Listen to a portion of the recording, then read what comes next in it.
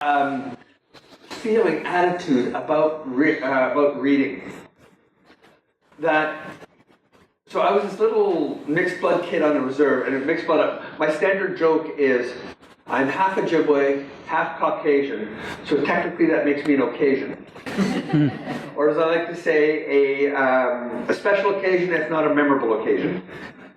So I'd be sitting on my reserve, on my lap, I'd have these books that were all these amazing, interesting, exotic stories that had come from all over the world that had somehow ended on the lap of this kid on this reserve in the middle of nowhere. And I thought, wouldn't it be cool if someday I could tell stories about my community and send them all over the world? Not really thinking it would happen, but lo and behold, it did happen. I became a writer. Although that in itself was difficult, because when I was growing up, there were no real other native writers that I knew about. At least none that had come to the reserve, none that, nobody was selling books by native authors. So I didn't know if this was possible. And I was thinking to myself, well, maybe I should ask people who are more knowledgeable than me, who had experience. So the first person I went to was my grade 11 English teacher. And I remember very distinctly, I walked into my homeroom. He was sitting at the desk looking for something in the bottom left-hand corner of his desk. And I went up and I said, "Sir, is it possible to make a living from creative writing?" And without even looking up from his desk, he said, "No, not really." And this stayed with me, a little teenage boy from the reserve, trying to find who he was and where he fit in. And my English teacher telling me that there wasn't much point in wanting to become a writer.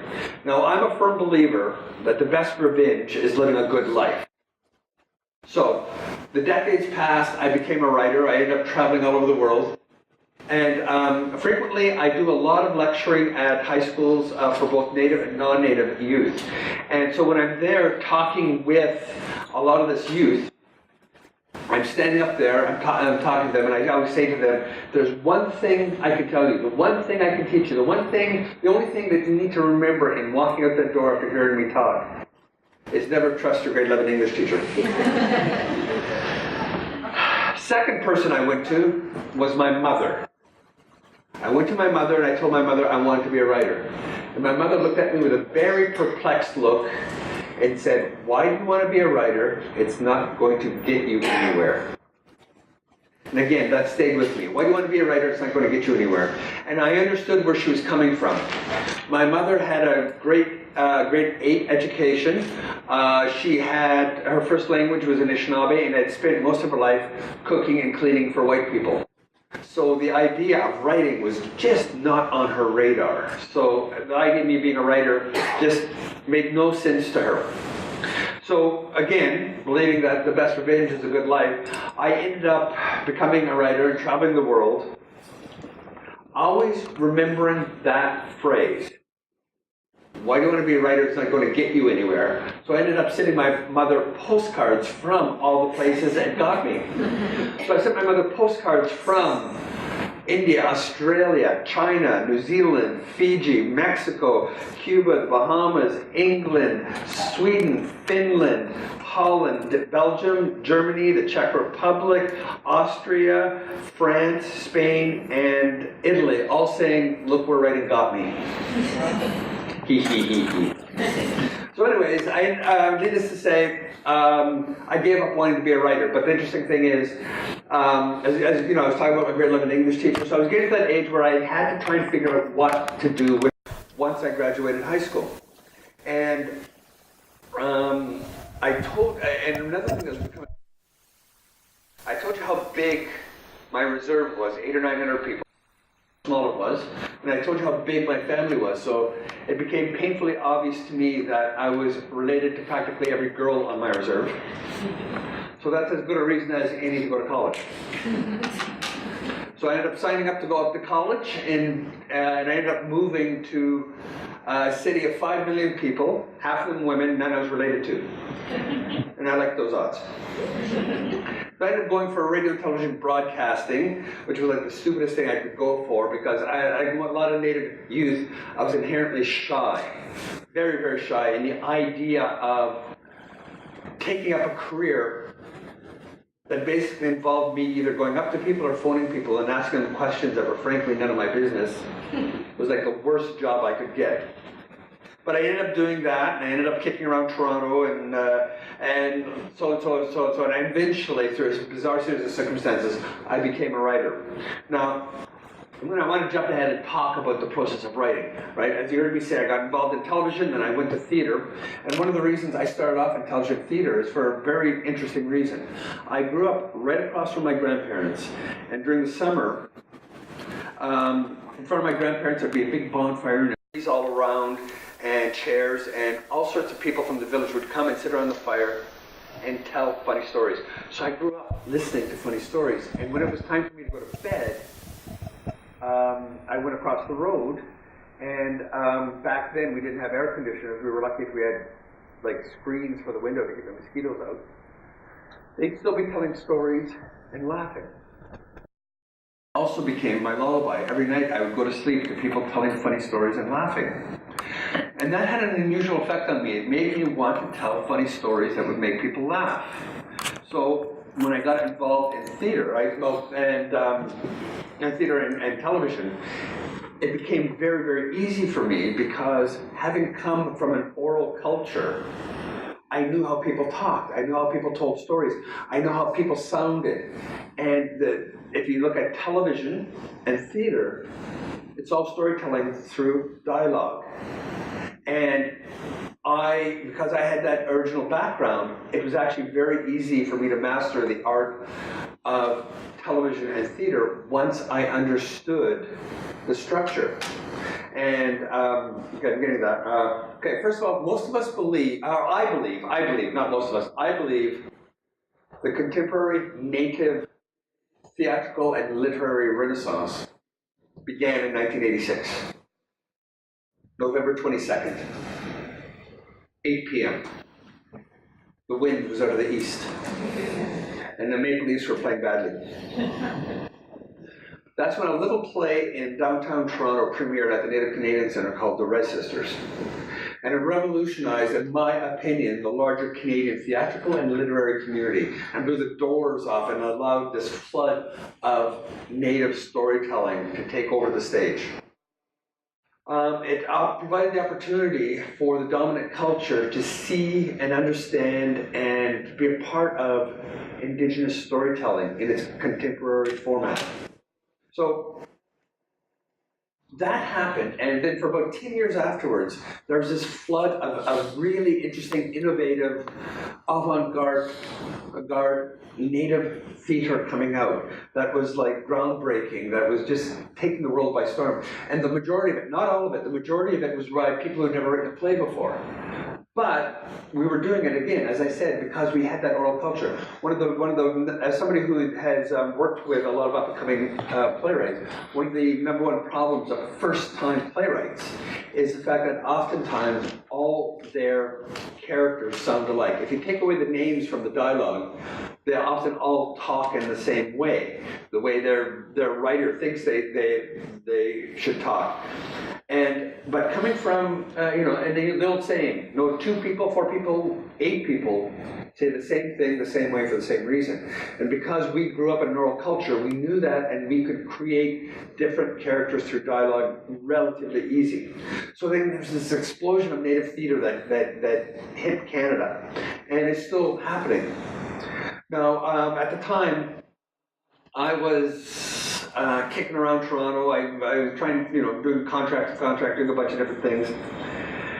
And Thompson Highway, the man who wrote The Red Sisters, was artistic director of Native Earth, and he had this grant for a writer in residency for his theater company. But at that time, as I said, native theater was just in its infancy. Other writers in other parts of the country were writing it. And there were 2 working native playwrights in Ontario. There was himself, and there was a man named Daniel David Moses, who was the outgoing writer in residence. So Thompson was desperate, and he did what a lot of desperate people do. He went to the bottom of the barrel, and there I was, passed out.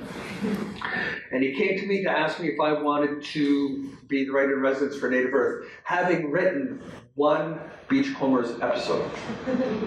That was my entire canon, my oeuvre. And I said no.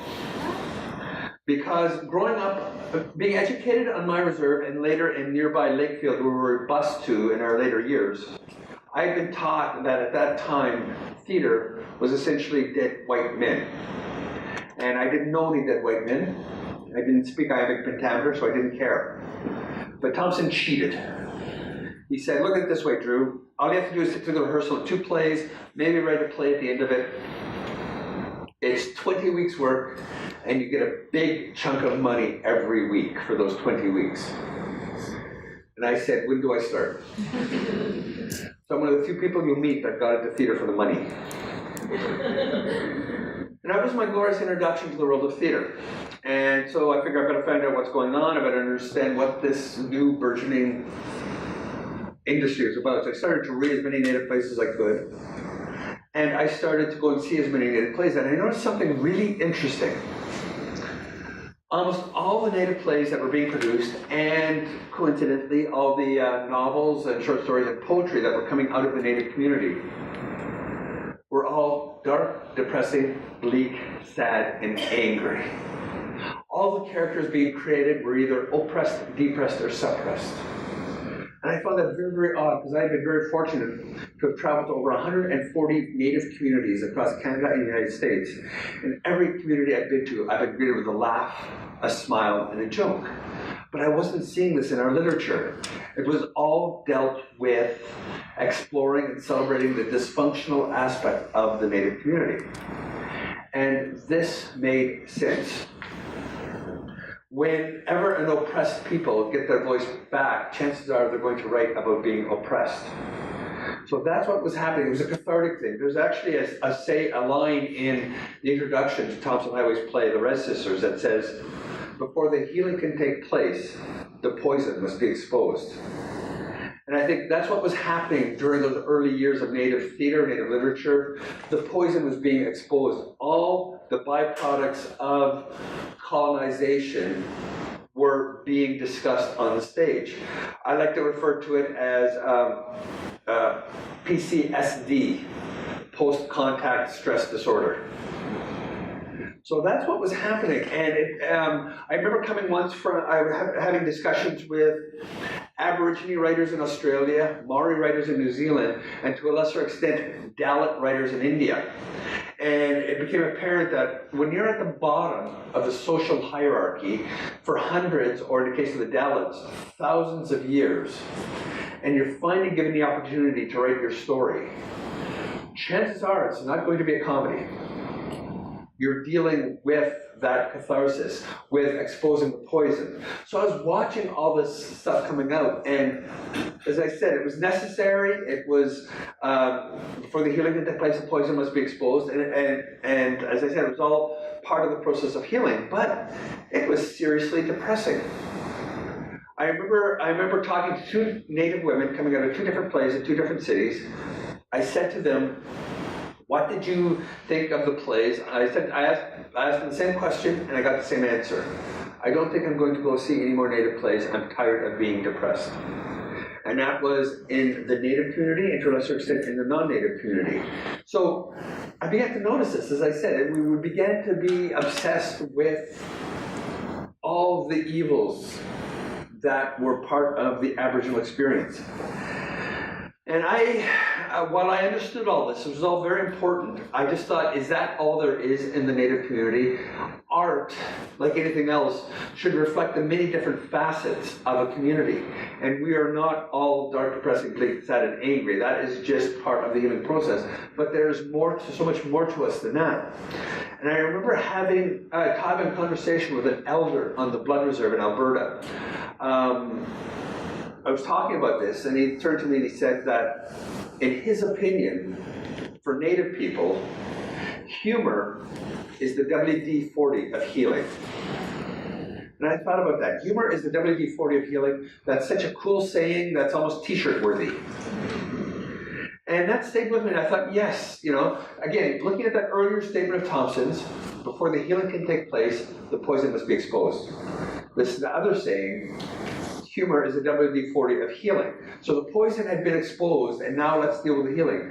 I wanted to explore that healing avenue. I wanted to celebrate the indigenous sense of humor. So, because nobody else really was. I mean, if you look at the definition of Native people back in the 60s, 70s, 80s, to a lesser extent the 90s, it was always the, the stoic Indian, the tragic Indian, the alcoholic Indian, all the angry Indian. It was all these negative connotations. But I knew, I would look at my mother at home. My mother was a very strong Native woman who'd raised a child, and my mother was not oppressed, depressed, or suppressed. And I wanted to show more of that. My mother also had a fabulous sense of humor. So I wanted to explore the indigenous sense of humor. So as an experiment, I wrote a comedy, a play. And it was called The Berlin Blues. Now, The Berlin Blues is about a 58-year-old church-going Ojibwe woman who, through a series of circumstances, finds herself in possession of 143 cases of beer that she has to bootleg in order to buy an organ for the church. And it's loosely based on a true story. And my mother was so mad when I wrote that play. Now, what was interesting about that particular play is that it came out a long time ago, and at the time where the term a native comedy was an oxymoron. It was a contradiction. Native theater, by definition, it had to push the envelope. It had to make the audience uncomfortable. So I wrote this silly little comedy, and everybody thought it would die. It went on tours to Native communities and to urban areas where there was a strong Native environment,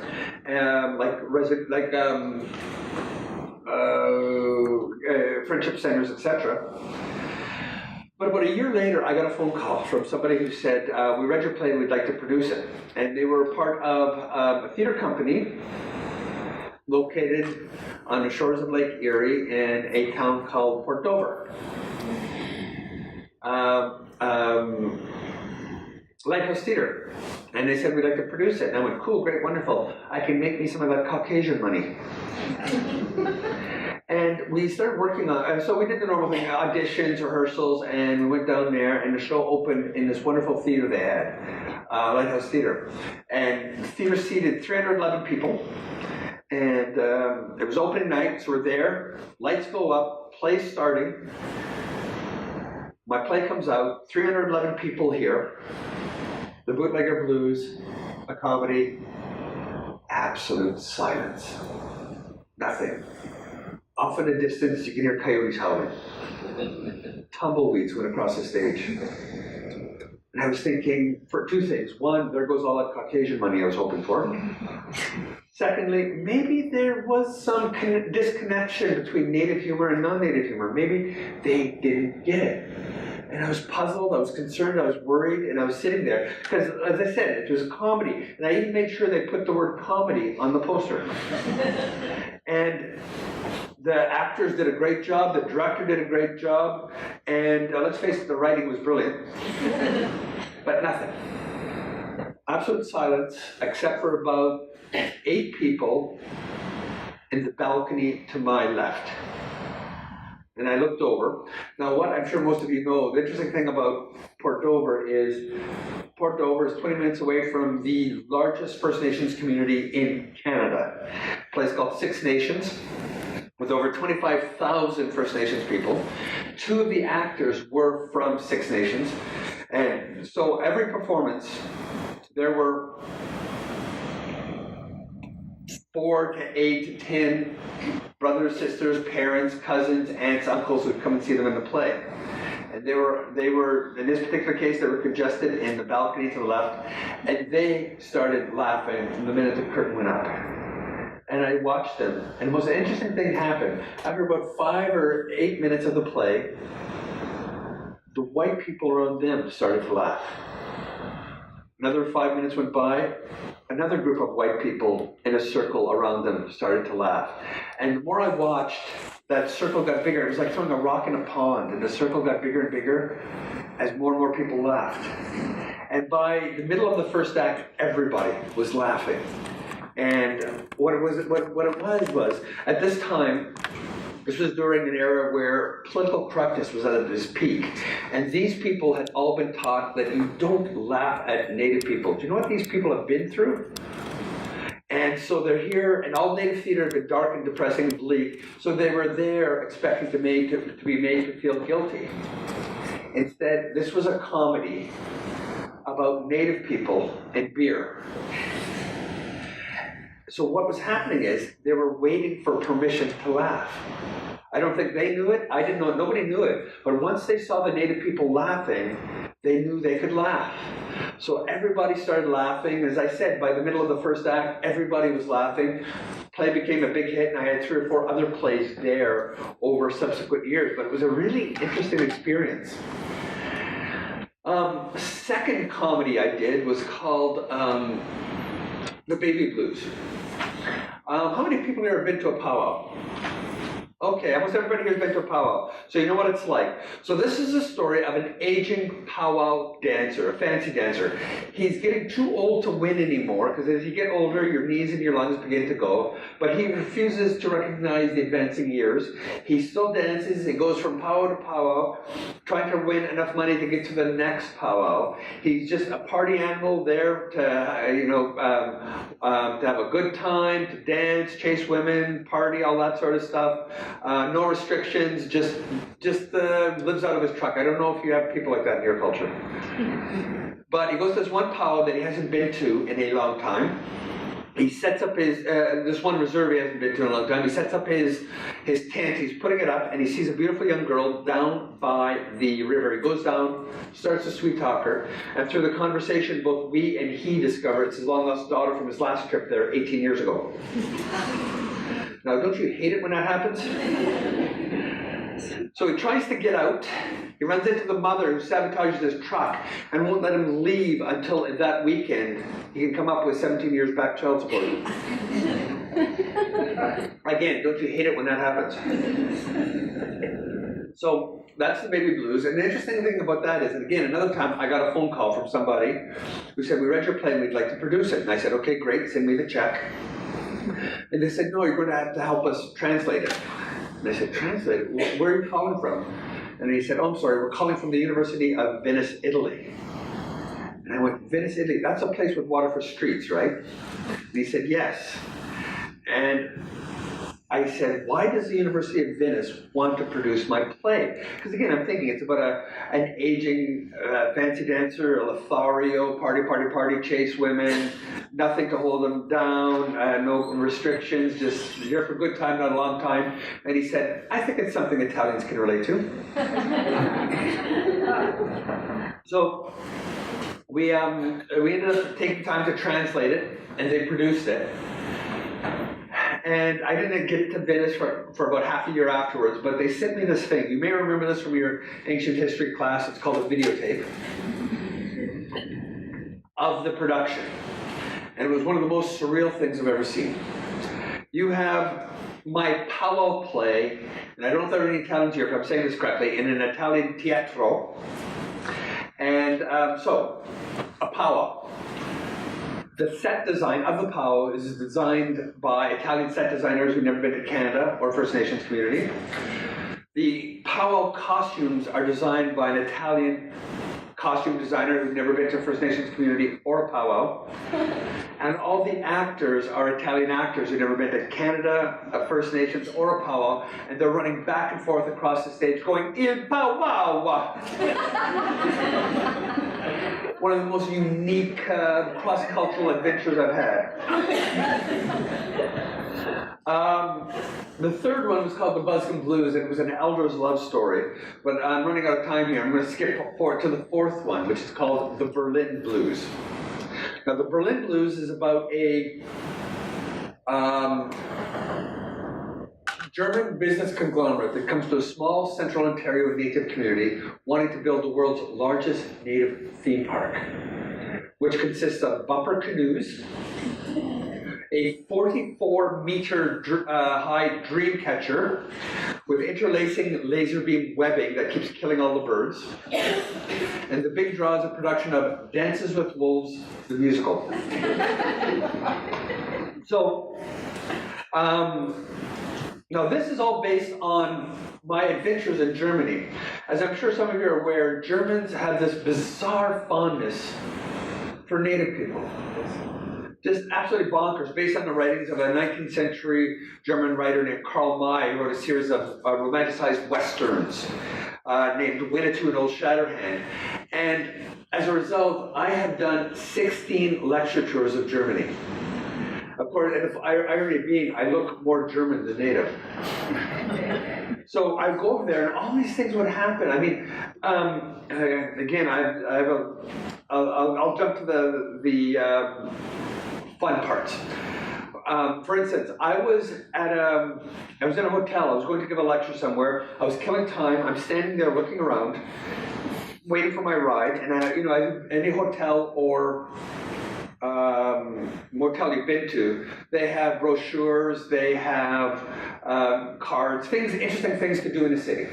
So I pick up this one brochure. It's called Club K5, and in it, it gives you interesting things to do at this club: pedicure, manicure, aromatherapy, saunas, massages, all that normal stuff. From there, things started to get a little more eclectic. Next page had information on exotic dancers and paid escorts. Third page was about rooms you could rent, theme rooms. They had a medieval room where you could be a knight spend the night with a winch. They had a Roman room where you could be an emperor with a slave girl. They even had a science fiction room where it was a circular bed in a crater on the moon, and you could spend the night with an alien. And then they had the Aboriginal room. And it said, "Make love like a real Aboriginal." I was afraid to read on. Perhaps I had been doing it wrong all these years. So I turned the page. The Aboriginal room was a cave. And I remember looking at it going, cave? I don't ever remember having had sex in a cave, not even on prom night. But it gave me sort of ideas for lots of jokes about, hey, want to see my stalactite? Another one, I was giving another lecture at the theater Bonn in Germany, in the city of Bonn. And again, I was waiting in the lobby. I got picked up by this young girl who was the assistant dramaturg. We're walking, and she's all excited. She says, everybody in the theater company is really excited to hear about native theater in Canada. But we have a question. We were talking amongst ourselves. We have a question. Your name, Drew Haydon Taylor. What does it mean in English? And for about 4 seconds, I toyed with the idea of being snarky. Because the number one question I get asked, and I've been asked this in Australia and India, places like that, the number one question I get asked is, what is your Indian name or what is your spirit name? Do you have one? And that's actually a rude question. It's something you as the individual can share with somebody, but you're not really supposed to ask what it is. So it's always annoyed the hell out of me. So I was looking at it, I was going to say something snarky, but I thought, no, I better not. I'm a guest. Now what is really interesting in this particular time period, as I said, I started off doing native comedies because nobody had ever heard of it. They were a contradiction in term, but now times have changed. But I still like pressing or pushing the envelope, trying to make new ground, because there's this perception of native literature being a very thin line of exploration. It's usually either historical or dealing with the results of post-contact stress disorder, or the various ills of Aboriginal society. It's always negative, and it still is for the larger part. Now, in that particular time, I thought, why? Native writers have the same imagination, the same ability, the same curiosity as non-native writers. Why can't we go beyond that boundary? Why can't we explore the same genres as non-native writers? So this stuff would happen. So like one time I was asked if I would like to adapt and indigenize a Bertolt Brecht Kurt Weill musical. And I said, I'd love to. Who are they? Because, I've had about 18, 19 plays and over 80 productions, but I've actually never taken a theater course in my life. So there are big gaps in my knowledge. And once I found out who they were, I went in and I actually adapted it. And it actually worked out quite well. It's one of the most enjoyable projects I worked on. I've done a graphic novel. And then I was approached by a publisher to write a novel, and I'd never written a novel before because they scared me. In writing dialogue, you don't have to have perfect English, but when you're writing prose, you have to have your object, your noun, your preposition all in the right places. And I was never that good at that. So I always tried to shy away from that. I like to say I have 30 books published, and I actually still do not know what a dative participle or split infinitive is. I hire white people to know that.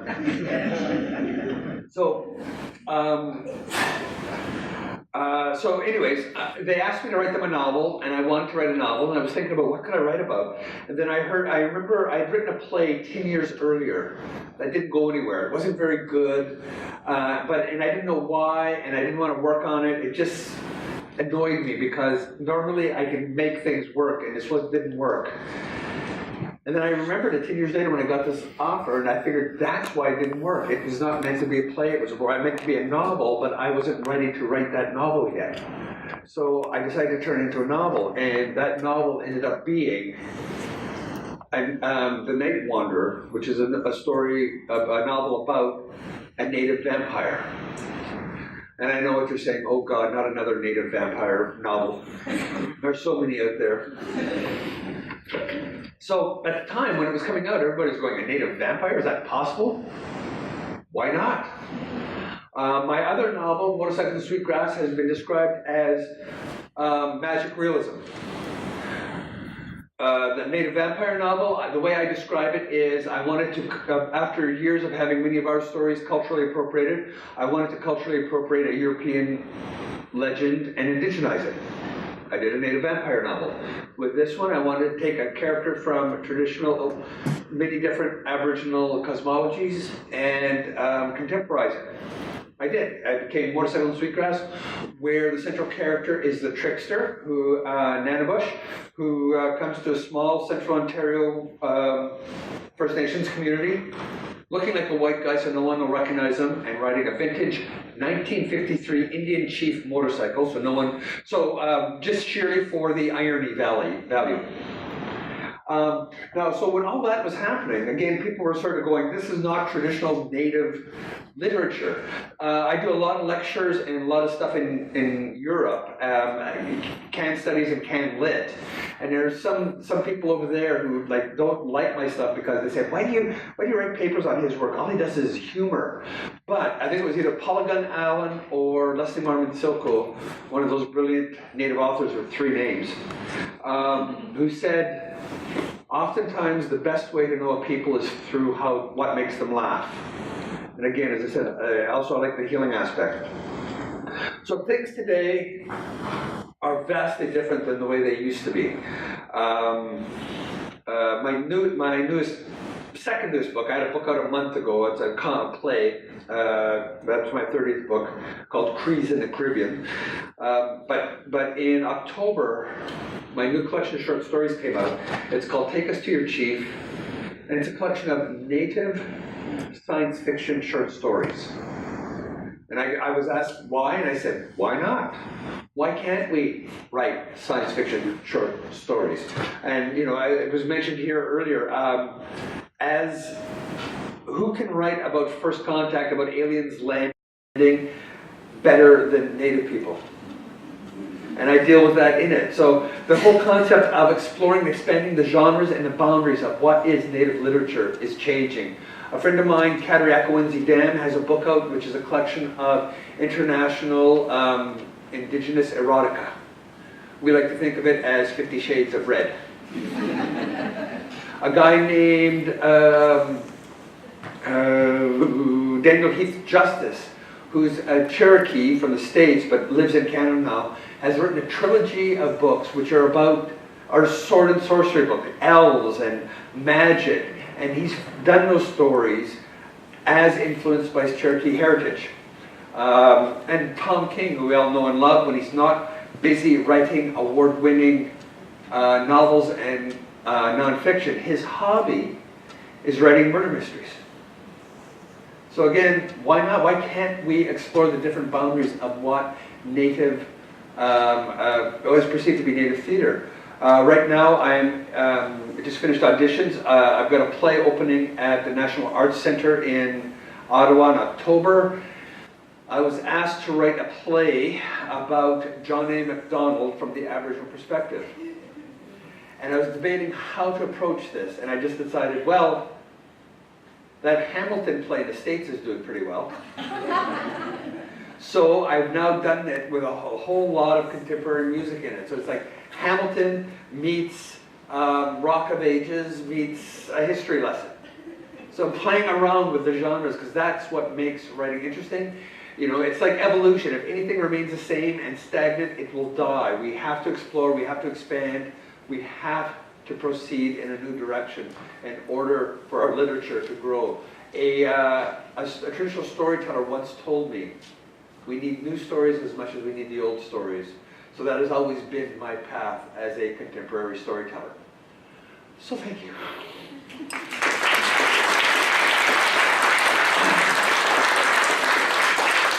And I believe we have time for a question and answer. Do we? Yeah, we've got till 10 to. We've got 5 whole minutes. So does anybody have any comments, questions? Anybody got any questions? Anybody got any answers? Yes, sir. Yeah, you mentioned excellence again, and I think there was something I read by her, I remember, she talks about Marilyn Dumont and the images of nativeness, where she says that people are kind of slotted into roles. If you're a young indigenous person, you have to write about this. If you're an old one, you have to write about this.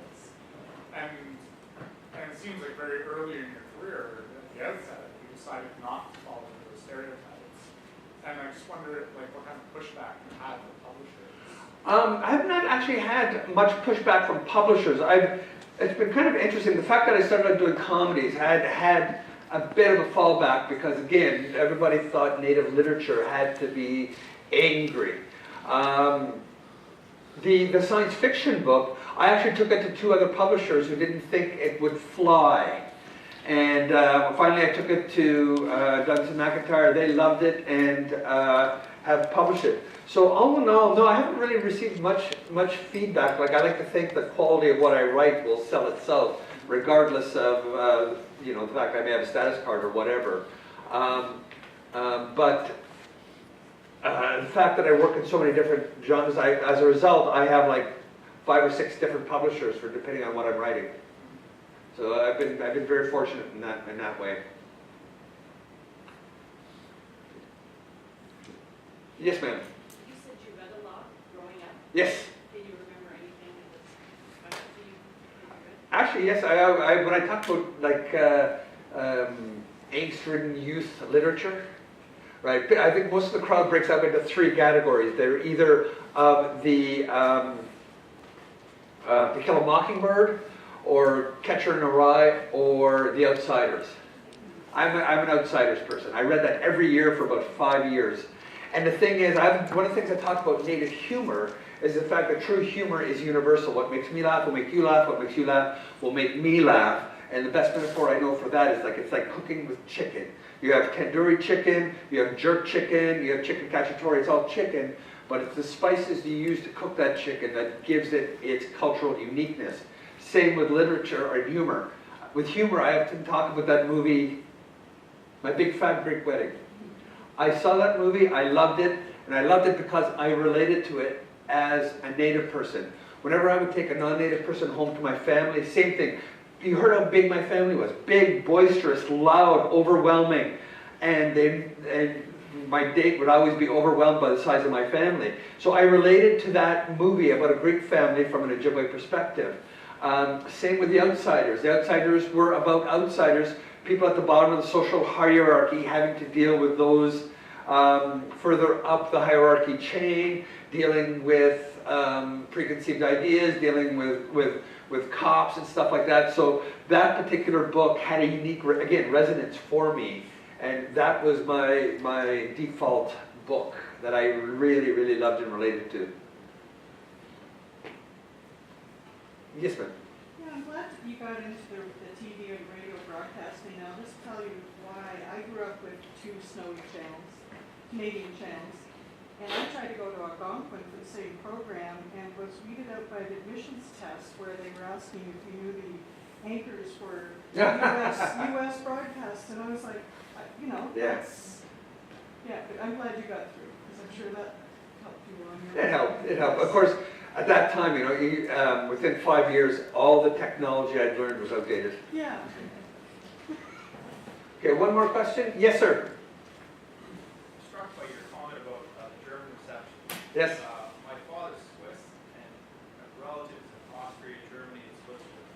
If they come for a visit, one of the first things I'll usually ask my dad, do you know any real Indians? Will you introduce us to them? My father laughs head off at this point. He'll go approach one of his couple friends, like, these are my relatives, this is why they think this way, and you know, it's German romanticism. Yes, So of I course. laugh at it, smile at it myself. Das ist gut, sehr gut. Yes, that's sehr good. How do you feel about that when you were there? I mean, if they're making this romantic, original gay fantasy, it's kind of, what is their conception and what's the most bizarre part of that conception? Well, about a year ago, I was in Zurich. Yeah. Zurich. Yeah.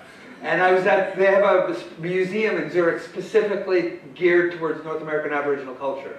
And I was asked to go and lecture there and be an exhibit.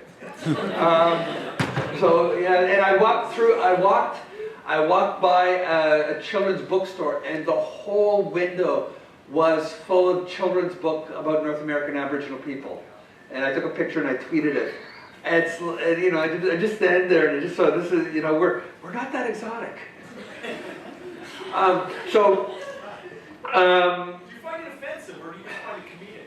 No, actually, the interesting thing is that whole attitude, the Karl May, all that sort of stuff, is actually a byproduct of the older generation. When I go there, I'm lecturing primarily at universities and book clubs and stuff like that, which is primarily for young people. So I'm there, they're studying Canadian Native literature.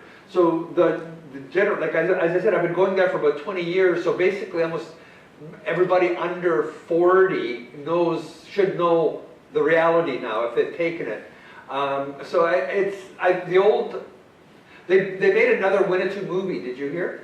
I don't know if you know the book series by Karl May was called Winnetou, about an Apache warrior, and it was like Tonto and the Ranger but reversed, where the central character was the Indian and his loyal sidekick was this white German. And they did a television series in the 60s that was shot in Yugoslavia, all these different things. They've remade the movie last year, and the actor playing Winnetou was from Albania. And I can't even pronounce the name, it starts with an X. And I remember reading an interview where he talks about Winnetou's supposed to be Apache. And it says, you know, we're busy, I'm so excited to play this iconic role, and right now I'm busy learning my Lakota, my lines in Lakota, which, as I'm sure many of you know, is Sioux. So it's like, you know, doing an Italian character and learning Swedish. But it was just so, sometimes I just hang my head and I just go, how did this happen? But then again, they throw a lot of money at me. They buy a lot of my books to study. I'm actually going in August to shoot a documentary about it. That should be fun. A friend of mine is sort of organizing it. I'm the on-air host and one of the directors. And we're going to do that. It's going to be so much fun because I've been to stores in Dusseldorf, where they had a store of just nothing but American Southwest jewelry, and Frankfurt, or jewelry, pottery. In Frankfurt, they had jewelry. In Freiburg, there was another store that had, I saw a store that said Navajo designed jewelry, you know, designed by a German designer. So they take the Navajo designs and whatever. So it's really weird. You're just standing there, just shaking your head. And there's also this belief, there's a couple of die-hard, they have clubs where you can dress up as Native people. They have powwows, you can go live in a tent over there. And there are a group of really hardcore Native fanatics that believe that people like me, contemporary Native people, in the 21st century, were called Coca-Cola Indians. Because we have been corrupted by the 20th and 21st century, that we're not really Indian anymore, and these people who live in teepees over there are far more First Nations than we are. And as I said, people want, how can, with all this happening, how can you not be a Native humorist?